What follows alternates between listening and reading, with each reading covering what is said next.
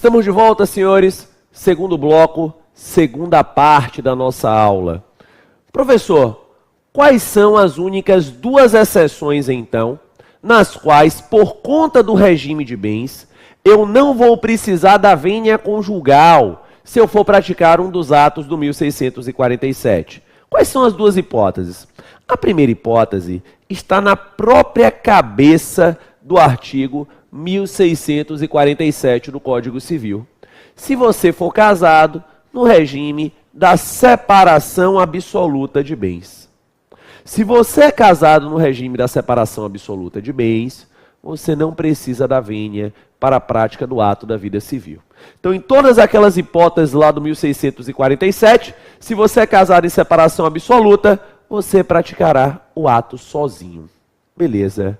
Qual é a segunda hipótese, professor? A segunda hipótese está lá no 1656, a segunda exceção. Essa é uma hipótese bastante específica, tá? Você tem que ser casado no regime da participação final nos aquestos e o teu pacto antinupcial disciplinar a livre disposição dos imóveis particulares. Vejam que essa segunda hipótese é bem específica, tá? Então, a segunda hipótese em que eu não preciso da vênia, casamento na participação final nos aquestos, quando o pacto antinupcial liberar a outorga, liberar a vênia para a venda dos bens imóveis particulares. Aí, obviamente, você apenas não vai precisar da vênia para essa circunstância, para esta situação. Beleza? Tá bom.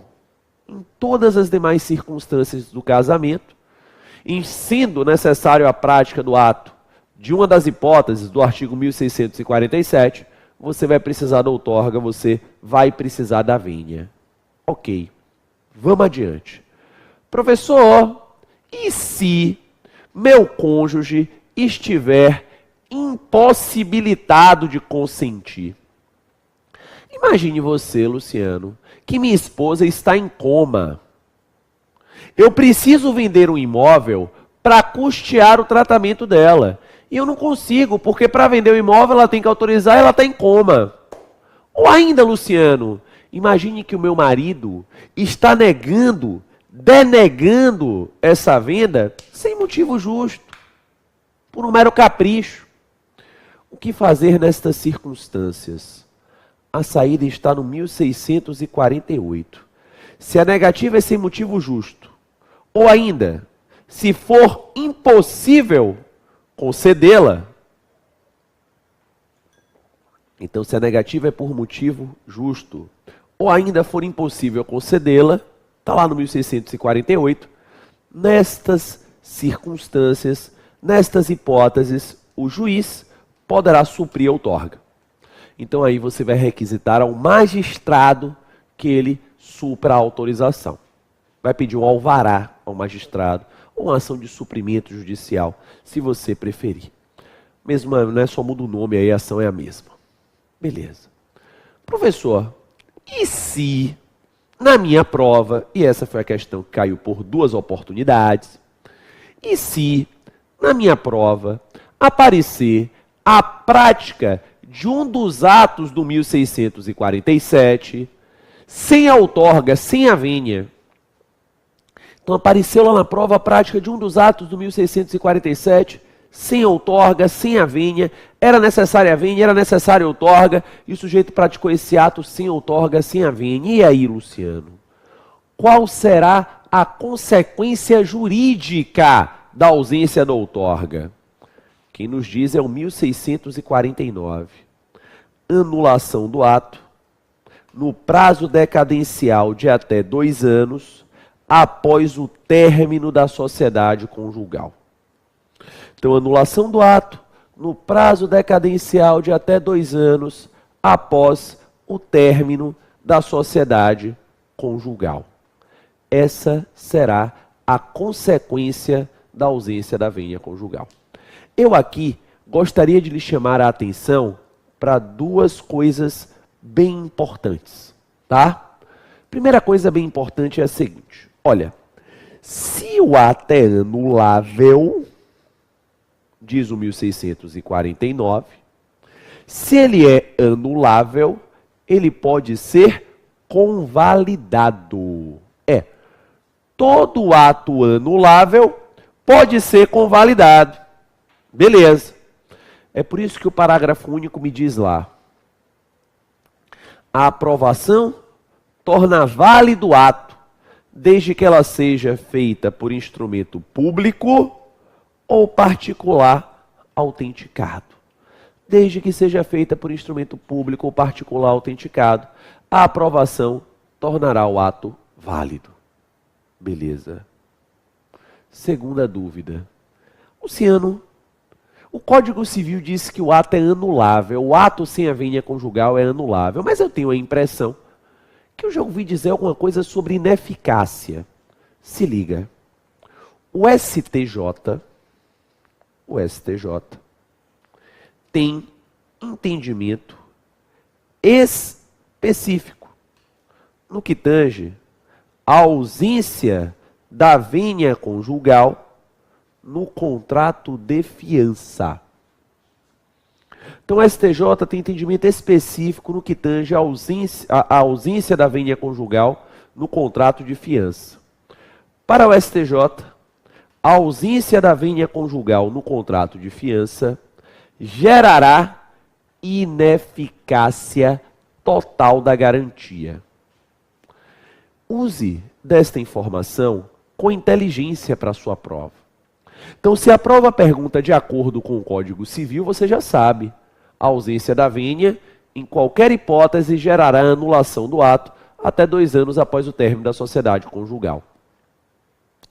Se a tua prova, ela pergunta sobre o específico entendimento do STJ pela ausência da vênia conjugal no contrato de fiança, você dirá então que a consequência será a ineficácia total da garantia. Beleza? Se liga nessa dinâmica. Ainda aí na vênia conjugal. Gente, a exigência de vênia conjugal, ela obviamente é excepcional. As hipóteses do 1647 são excepcionais. A regra geral, está lá no 1642, é que você possa praticar o seu ato da vida civil sozinho. Claro, a regra geral é essa. Se você tem capacidade jurídica geral ou plena, regra geral é que você sozinho possa praticar os seus atos da vida civil. Ainda que você seja casado, você sozinho poderá praticar os seus atos. A regra geral é essa, claro.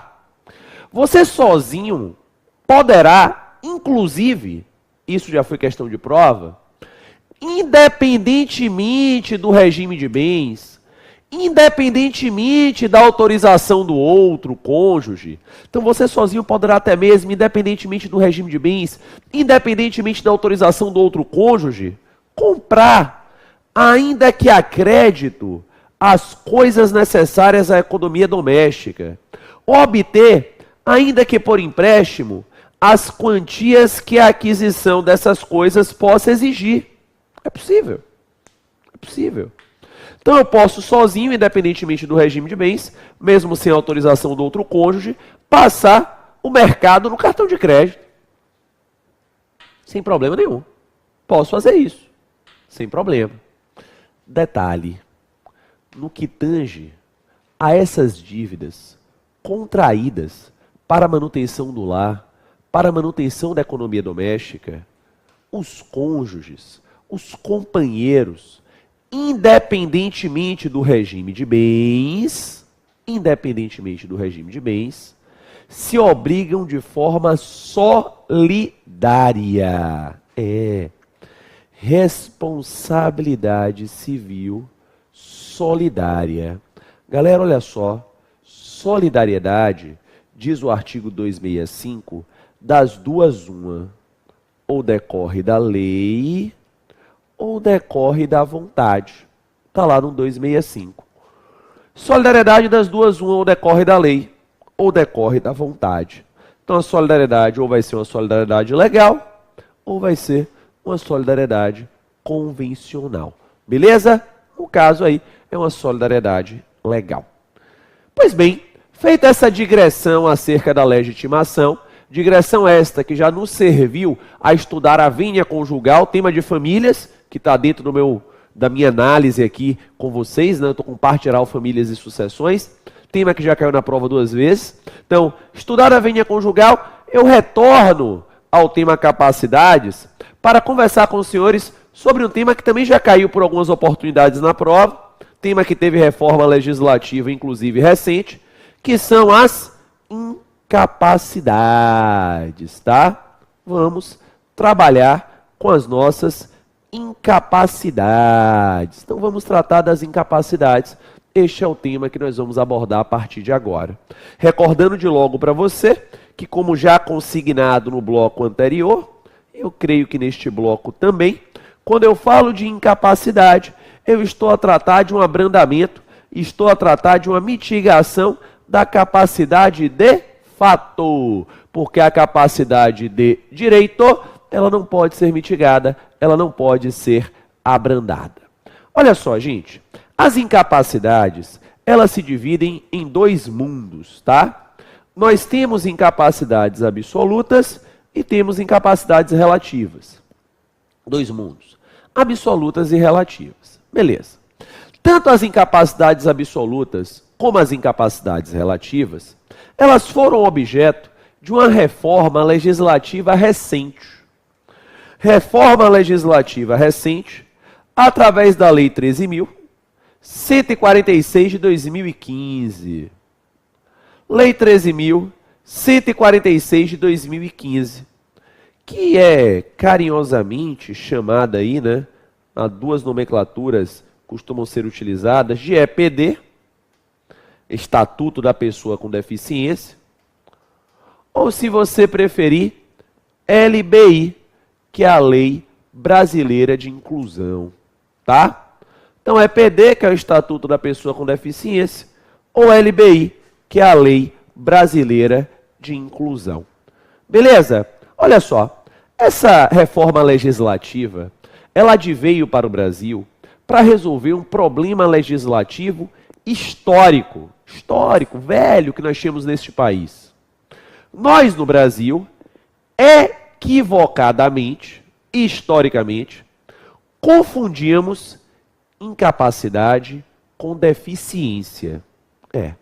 Havia essa confusão conceitual dentro do próprio artigo de lei, dos artigos do Código Civil. O Código Civil imputava em várias passagens legislativas incapacidade pelo simples fato do sujeito ser deficiente. Ele entendia, repito, equivocadamente, que a deficiência automaticamente geraria incapacidade. O EPD veio resolver esta incongruência, veio resolver este erro histórico. E para resolver isso, teve que alterar tanto as incapacidades absolutas como as incapacidades relativas. Nós começamos então o estudo pelas incapacidades absolutas, artigo 3º do Código Civil. E ao estudar as incapacidades absolutas do artigo 3º, nós verificamos que após o EPD ficou fácil. Fácil por quê? Porque nós reduzimos as incapacidades absolutas a uma única hipótese, que é o menor de 16 anos de idade. Nós passamos a entender que os absolutamente incapazes são apenas os menores de 16 anos de idade, são os menores impúberes, só eles. Antigamente tínhamos 3 hipóteses de incapacidade absoluta, agora temos uma única hipótese. Meus amigos, esta é uma mudança que, obviamente, ela vai repercutindo, reverberando no Código Civil. Veja, os absolutamente incapazes, eles são representados para atos da vida civil. Ora, será representado então para ato da vida civil apenas o menor de 16 anos de idade. Porque só ele é absolutamente incapaz. Recorda você ainda, para dar outro exemplo de repercussão, que contra absolutamente incapaz não corre nem prescrição e nem decadência. Contra absolutamente incapaz. Contra o relativamente corre, hein? Não vai correr contra o absolutamente incapaz. Artigo 195, 198, inciso 1, 207, 208, todos do Código. Leia-se, não corre prescrição e decadência apenas no que tange aí a análise das incapacidades contra o menor de 16 anos. Então, é uma mudança legislativa que reverbera, repercute no Código Civil. Mas as incapacidades, além de absolutas, elas também podem ser relativas. Artigo 4º. Quando o cidadão será incapaz relativamente a certos atos ou a maneira de os exercer. Ele será incapaz relativamente a certos atos ou a maneira de os exercer. Beleza. A primeira hipótese aí são os maiores de 16 e menores de 18 anos, que nós chamamos de menores púberes. Essa hipótese é uma velha conhecida, né? Velha conhecida aí, maior de 16 e menor de 18 anos. Beleza. A segunda hipótese são os ébrios habituais e os viciados em tóxico. Ébrio habitual é o embriagado habitual, o alcoólatra. E o viciado em tóxico são daí relativamente incapazes. Fica ligado que essa segunda hipótese foi objeto lá, um dos objetos da reforma legislativa do EPD, viu? Porque antes da reforma, nós tínhamos aí ébrios habituais, viciados em tóxico e aqueles que por deficiência tivessem um discernimento reduzido. Nós tiramos aí a parte final, tá? Então temos apenas os ébrios habituais e os viciados em tóxico, porque deficiência não é incapacidade. Terceira hipótese, essa, sem sombra de dúvidas, a que mais vem sendo cobrada em provas de uma maneira geral. Terceira hipótese, aqueles que por causa transitória ou permanente não puderem exprimir a sua vontade. Por que essa terceira hipótese vem sendo a mais lembrada nas provas? Porque antes da reforma do EPD, essa hipótese era uma hipótese de incapacidade absoluta. Após a reforma legislativa, ela saiu da incapacidade absoluta e ela migra para a incapacidade relativa. E aí a prova vem cobrando muito para ver se você está ligado na mudança. Então, aqueles que por causa transitória ou permanente não puderem exprimir a vontade, são relativamente incapazes. Quarta hipótese, o pródigo. Quem é o pródigo? O pródigo é aquele que dilapida o próprio patrimônio sem uma causa justificadora. Então se desfaz de todos os bens, por preço vil muitas vezes, sem causa justificadora. Esse é o pródigo. É o cidadão, por exemplo, que tem vício em jogo. E para sustentar o vício que ele tem em jogo, ele vende tudo que tem e que não tem por preço vil. Ele é pródigo. É a cidadã, por exemplo, que tem transtorno obsessivo-compulsivo por compras no shopping center. E para sustentar esse vício que ela tem, antes do dinheiro cair na conta, o salário, ela já está lá louca no shopping comprando. Ela é o quê? Pródiga. Então, percebam vocês, o pródigo é aquele que desfaz do próprio patrimônio sem uma causa justificadora. Ok? Galera, os relativamente incapazes, como eu já consignei aqui, eles serão incapazes apenas a certos atos da vida civil, não a todos os atos. Aí o exemplo do pródigo aqui é bem elucidativo, tá? Está lá no 1782, 1782 do Código Civil. É bastante elucidativo o exemplo do pródigo, porque o pródigo, ele só não poderá sozinho praticar atos que digam respeito a patrimônio. Lógico, o problema do pródigo é com dinheiro, né? Então ele não pode praticar sozinho atos em regra que digam respeito a patrimônio, atos que se relacionem à disposição patrimonial, como emprestar, transigir, dar quitação, alienar, hipotecar, demandar ou ser demandado. Perceba que os atos não patrimoniais, ter uma união estável, por exemplo, ou ainda os atos de mera administração, o pródigo pode praticar sem problema algum. Sem problema algum. Beleza, vou seguindo aí. Senhores, os relativamente incapazes serão assistidos para a prática dos atos da vida civil, tá? Aqui, para quem faz confusão com esse negócio de assistido e representado, eu sempre lembro, ria para os dois lados. Ria da esquerda para a direita, olha aí na sua tela, relativamente incapaz, será assistido. E ria da direita para a esquerda, absolutamente incapaz, na contramão, será representado. Beleza.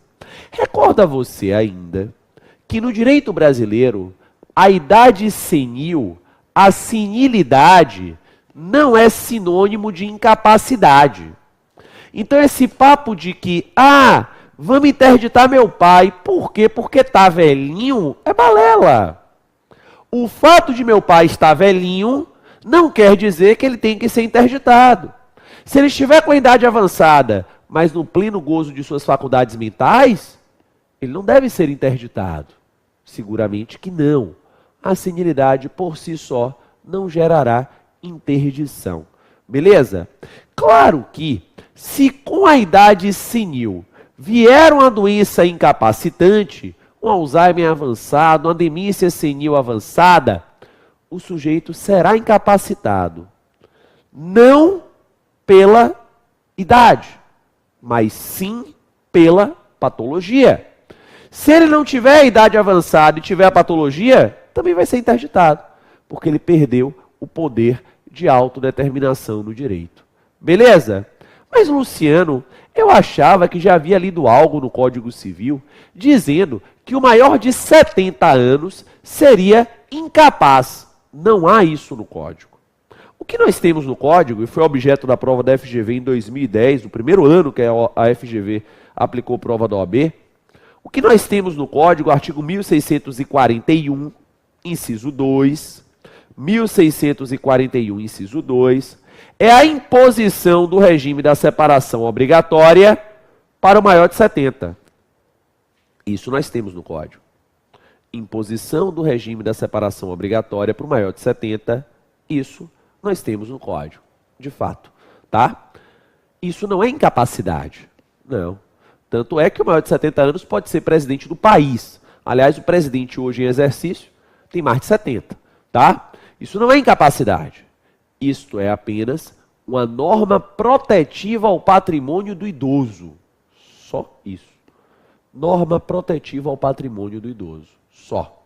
Por quê? Porque o idoso é um vulnerável. O idoso é um vulnerável, né?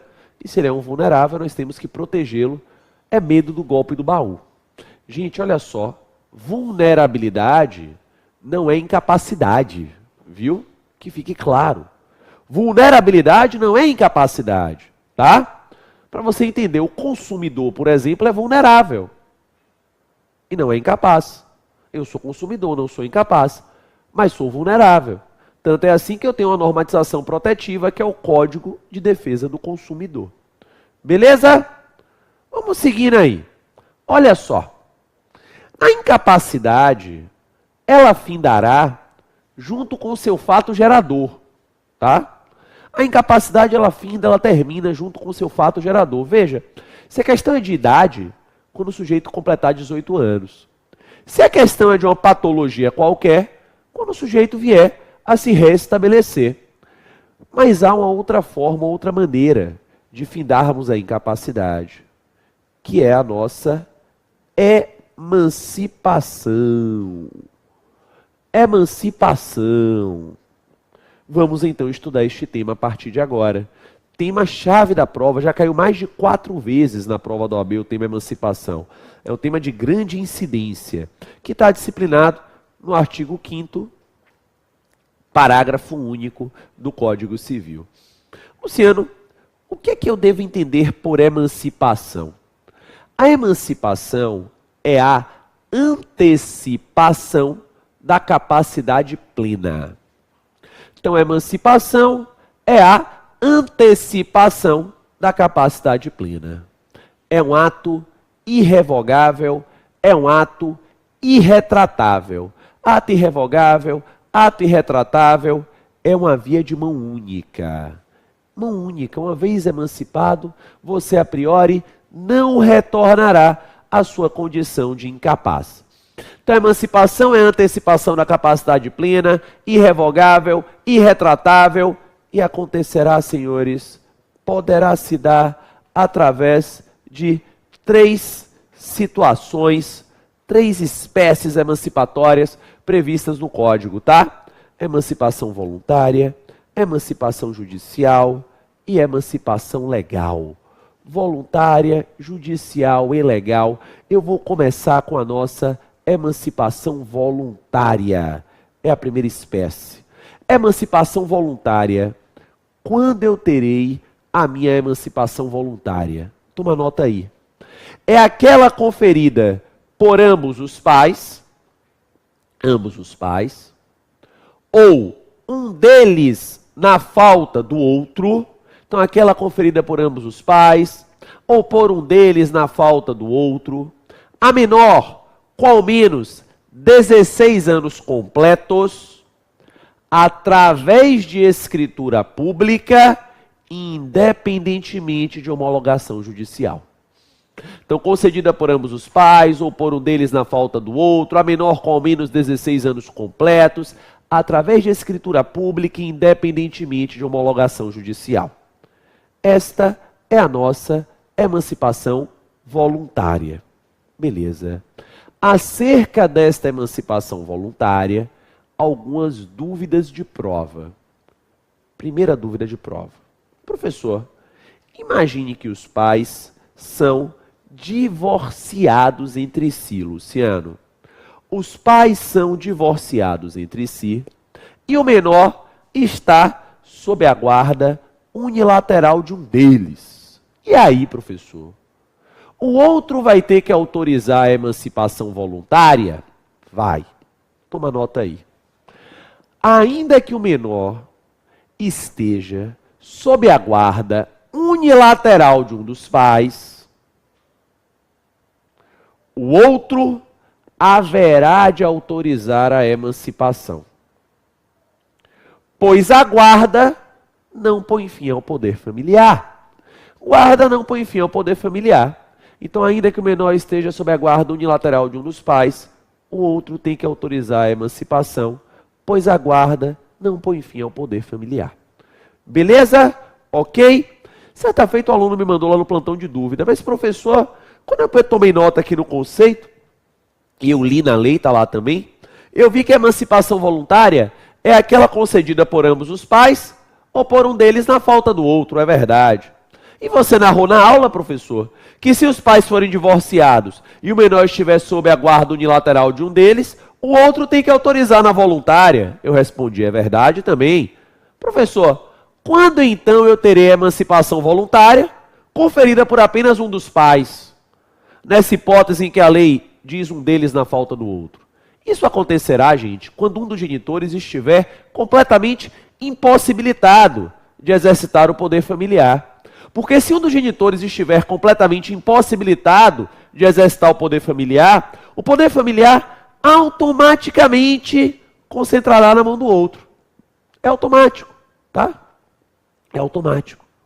Exemplo, imagine que o pai está ausente, em coma, aí a mãe terá o poder familiar na integralidade e, querendo, já poderá emancipar este menor. Beleza. Avanço nas dúvidas, ainda dentro da emancipação voluntária. Professor, e se houver conflito nas decisões dos pais? Conflito, Luciano, na decisão dos pais. Imagina que o pai quer emancipar e a mãe não quer. E vice-versa. O que fazer? A solução aqui é uma saída padrão. Repito, padrão. Para toda e qualquer circunstância em que eu tenha conflito no exercício do poder familiar. A saída padrão está no 1631 do Código Civil. Qual é a saída, professor? O juiz decidirá. Se os pais divergirem no exercício do poder familiar, quem decide é o juiz. Tá, professor, o juiz vai dizer o quê? O que é melhor para o pai, o que é melhor para a mãe? Não. O juiz dirá o que é melhor para o menor. Ele decidirá de acordo com a proteção integral. No próximo bloco, Avanço nas modalidades emancipatórias. É um segundo. Até daqui a pouco.